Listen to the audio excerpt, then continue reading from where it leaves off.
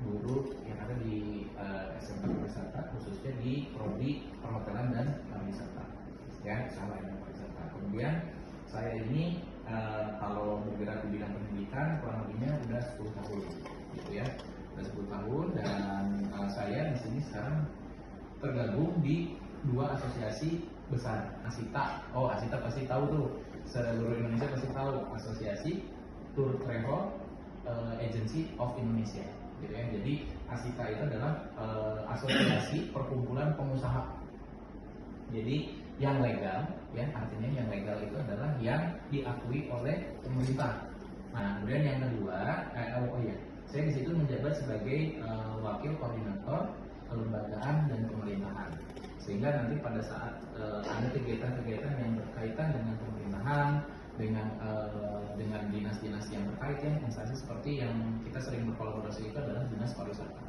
Tentunya ada dinas pariwisata Kota Bandung dan Provinsi Jawa Barat, gitu ya.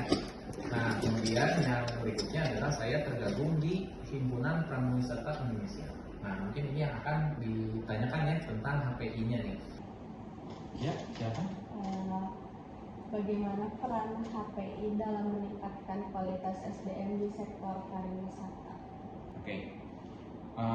Untuk meningkatkan SDM ya di sektor pariwisata, yang pertama itu adalah sebenarnya tadi saya sudah spill sedikit ya tentang pelatihan yang rutin.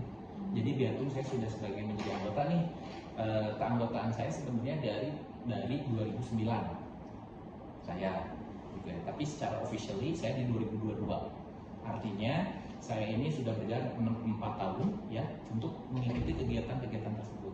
Saya sebagai anggota memiliki kewajiban. Kewajibannya apa? Yaitu salah satunya adalah meningkatkan kualitas SDM-nya dengan cara diberikan pelatihan sayanya sebagai pelaku pariwisata, ya, atau sebagai anggota HPI. Biasanya yang akan memberikan materi itu adalah dari senior-senior kami. Biasanya yang sudah menguasai Eropa, benua Amerika, benua Afrika. Nah, mereka akan sharing bagaimana cara karakteristik tamu wisatawan dari Eropa, Amerika dan sebagainya, seperti itu. Berarti bentuk pelatihannya itu kayak belajar lagi. Yes, dan itu ada SKS-nya sama kayak kuliah. Itu ada. Jadi, nah, kenapa si orang-orang HPI ini berbeda dengan guideline dan kenapa didukung oleh pemerintah setempat ya? Kenapa? Jadi setiap pemerintah setempat itu pasti mendukung dengan adanya kegiatan kami, yaitu dengan cara ketika ada wisatawan masuk, nah, mereka udah tidak diragukan lagi. Kalian misalnya masuk nih, kalian sudah tidak diragukan lagi untuk bercerita tentang Banjar dan seisinya seperti itu ya. Gitu. Sehingga wajib ini hukumnya ya itu 2 bulan sekali itu pasti saya harus mengikuti pelatihan. Dan itu ada SKS-nya, betul, ada kredit poinnya. Kalau misalnya dalam 1 tahun saya nggak ikut pelatihan, nah itu bisa dicabut tuh kartu anggota saya.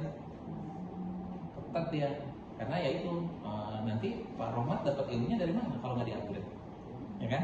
Seperti itu. Kita pun juga ada regenerasi, artinya gini, biasanya yang guide itu yang sudah senior-senior itu berusia rentan di 60-70 tahunan. Nah, mereka pasti akan mencari satu kandidat. Dan biasanya ada form rekrutmen dan biasanya kita tuh per 2 tahun sekali untuk rekrutmen. Mulai dari bahasa Inggris, ya, bahasa asingnya, kemudian bahasa Jerman, bahasa Prancis, dan juga bahasa Jepang. Dan satu lagi ada satu bahasa Mandarin. Karena tergantung Bandung ramainya lagi apa nih?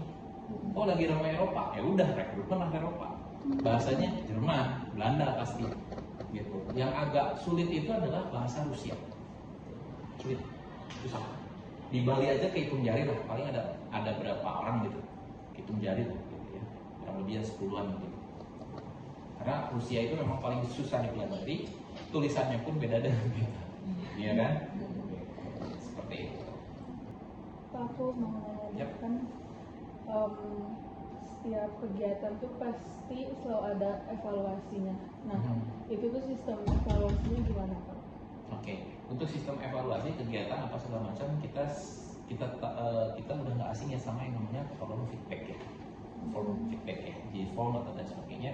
Kita selalu mengisi itu. Ketika nanti ada pelatihan yang kayaknya materinya kurang deh, ya udah pakai itu aja. Nanti setelah pelatihan atau setelah apa Atau biasanya pada saat guide itu on duty, dia dikasih yang namanya link. Nah, saya dikasih link nih. Saya lagi bawa grupnya ini, Kalio. Nanti saya akan sebar ke ketua rombongan. Dari ketua rombongan akan menyebarkan lagi ke teman-teman. Dan nanti di situ akan diisi. Oh, ini guide-nya kurang bagus nih, ini mah. Ya udah, tinggal dikasih aja penilaian seperti itu. Nanti yang akan bisa melihat nilai itu adalah dari kantor sekretariat.